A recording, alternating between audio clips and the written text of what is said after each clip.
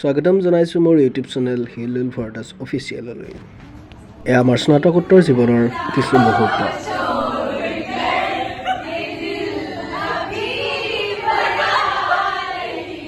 এয়া আমাৰ মাজত বিভাগৰ অতি মৰমৰ ডক্টৰ চিৰঞ্জিতা বৰা বাইদেউ। ভিডিঅ'টো স্ক্ৰিপ্ট নকৰি শেষলৈকে চাই যাব।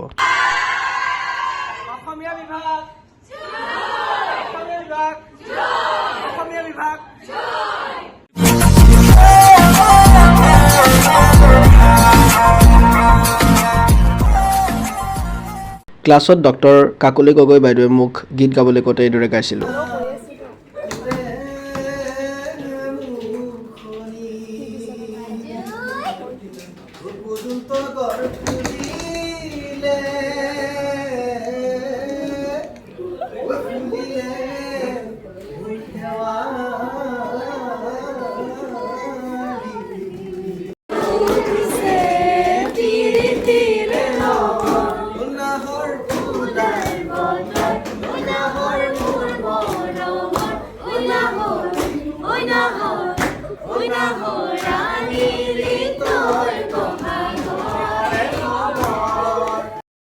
ছটিয়নাৰ বাকৰিত আমাৰ হোষ্টেল।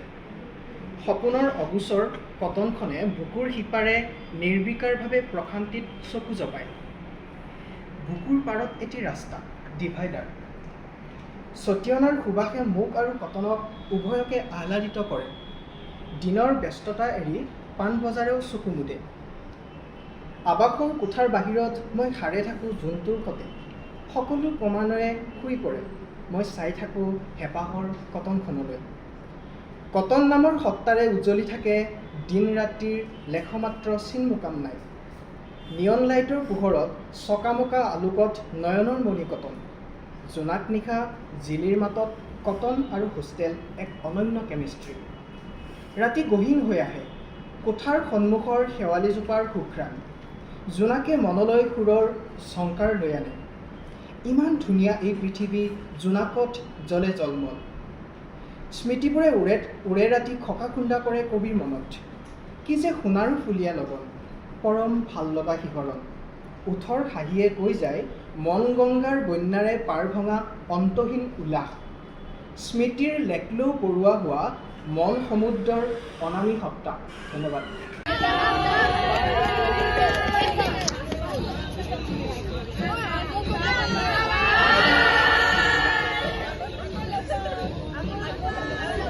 স্নাতকোত্তৰৰ বিদায় সভাত মিষ্টাৰ ফেয়াৰৱেল হিচাপে মই পৰিগণিত হোৱাৰ পিছত শ্ৰেষ্ঠ বিদায়ী ঝৰ্ণা পাঠকৰ সৈতে ৰেমৱাক।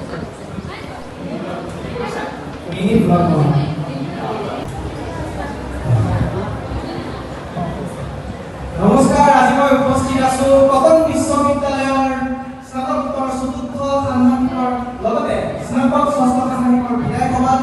আৰু মই আছো সহযাত্ৰাৰ স্মৰণিকা অসমীয়া বিভাগ বিদায় সভা। আৰু বিদায় সভাৰ এইফালে আছে আমাৰ কমিটিবৃন্দ আৰু এয়া আমাৰ কটন বিশ্ববিদ্যালয়ৰ অসমৰ ছাত্ৰসকল আৰু আমাৰ বিচাৰকসকল আছে। কেনেকুৱা লাগিছে আজি? যদিও বিদায় বুলি ক'লে বেয়া লাগে, কিন্তু বিদায় ইমান বেয়া লাগে সেইটো আমি পিছত অনুভৱ কৰিম। কিন্তু আজি যিহেতু এক উলাহৰ দিন, এক উৎফুল্লিত হোৱাৰ দিন, আৰু বিদায় বুলি ক'লে এক উৎসৱ মুখৰ গতিকে কেনেকুৱা বুলি ক'বা আপোনালোকে? কটনৰ অনুভৱ কেনেকুৱা? আৰু আমি ৫টা ভৱনৰ অতিক্ৰম কৰিলোঁ। ৫টা ভৱন আচলতে কেনেকৈ গ'ল গমেই নাপালোঁ। আৰু বহুতে হয়তো দুবছৰৰ বাবে আহে মাষ্টাৰ্ছ কৰিবৰ বাবে বা কিছুমান স্নাতক কৰিবৰ বাবে আহে। ইফালে আমাৰ গৱেষক সম্মিলি আছে। কেনেকুৱা গতিকে মিনিট তেতিয়া আমি বৰ বিশেষ দীঘল কৰিব নোৱাৰোঁ বুলি ক'ব।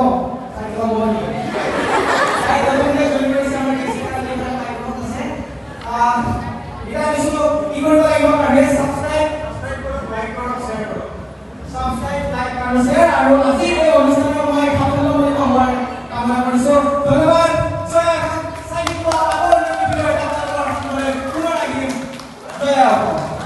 কবিতাটো শেহতীয়াকৈ মোৰ দৈনন্দিন বাৰ্তা কাকতত প্ৰকাশিত হৈছে।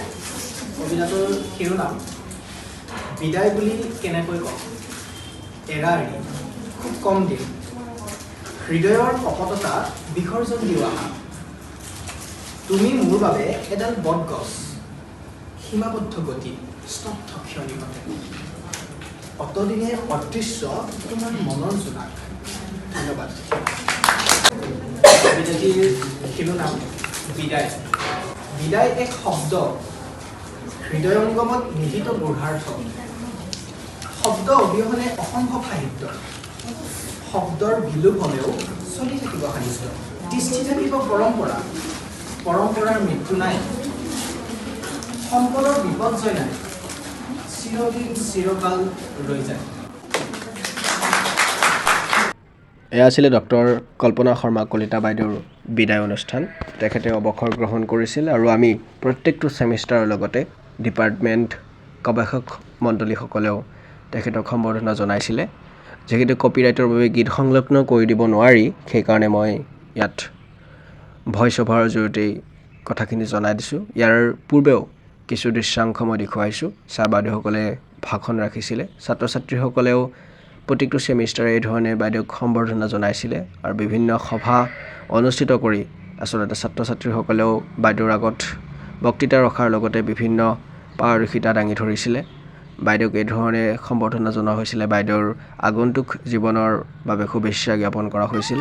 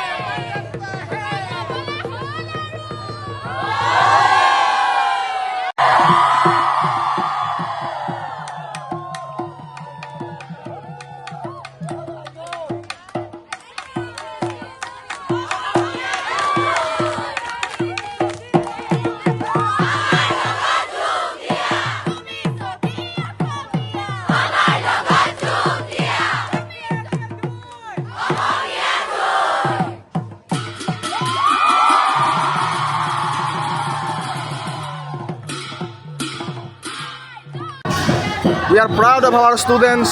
সুন্দৰ পাথৰুঘাটৰ ইয়াৰ স্মৃতি শ্বহীদ স্মাৰক পাথৰুঘাটৰ বিদ্ৰোহ। ইতিমধ্যে দেখুওৱা শ্বটবোৰো আছিলে ভাৰ্চিটি কৰে কালচাৰেল ৰেলীৰ শ্বট, আৰু এয়াও আচলতে আমাৰ বিভিন্ন পুৰস্কাৰ লাভ ভাৰ্চিটি উইকত অসমীয়া বিভাগৰ। ইতিমধ্যে আমি 2021 পৰা 2026 বৰ্ষলৈ কটন বিশ্ববিদ্যালয়ত এই 5 বছৰ স্নাতক আৰু স্নাতকোত্তৰ অধ্যয়ন কৰোঁতে আমি এবাৰ বেষ্ট ডিপাৰ্টমেণ্ট হ'বলৈ সক্ষম হৈছিলোঁ গোটেইখন বিশ্ববিদ্যালয়ৰ ভিতৰতে অসমীয়া বিভাগে। আৰু তাৰ পিছতো আমাৰ ফলাফল প্ৰায় ঠিকেই আছিলে। আমি এই ধৰণে ভাৰ্চিটি উইকত কোনোবাটো বৰ্ষত বেষ্ট ডিপাৰ্টমেণ্ট হ'ব নোৱাৰিলেও বিভিন্ন বিভাগত বিষয়ত আমি বেষ্ট হ'বলৈ সক্ষম হৈছিলোঁ। তাৰে আমাক সম্বৰ্ধনা জনাইছিল এই ধৰণে কলাগুৰু বিষ্ণুপ্ৰসাদ ৰাভা প্ৰেক্ষাগৃহত। তাৰেই কিছু দৃশ্যাংশ যিমান সম্ভৱ মই দেখুৱাবলৈ যত্ন কৰিছোঁ।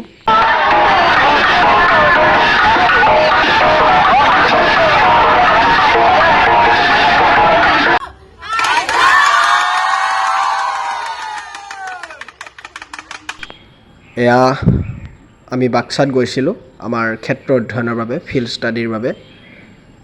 আমি স্নাতকোত্তৰ অধ্যয়ন কৰি থাকোঁতে, আৰু সেই সময়ৰে আচলতে এয়া বাছ যাত্ৰাৰ মুহূৰ্ত। এয়া আমি স্নাতকোত্তৰৰ পৰা ভালেমান ছাত্ৰ ছাত্ৰী উৰিষ্যাৰ পুৰী দৰ্শনৰ উদ্দেশ্যে গৈছিলোঁ। যদিও আমি বহু ঠাইলৈ গৈছিলোঁ, কোণাৰ্কৰ সূৰ্য মন্দিৰলৈ গৈছিলোঁ, কেলকাতাৰ বিভিন্ন ঠাই আমি পৰিভ্ৰমণ কৰিছিলোঁ। এয়া গল্ডেন বিচৰ কিছু মুহূৰ্ত।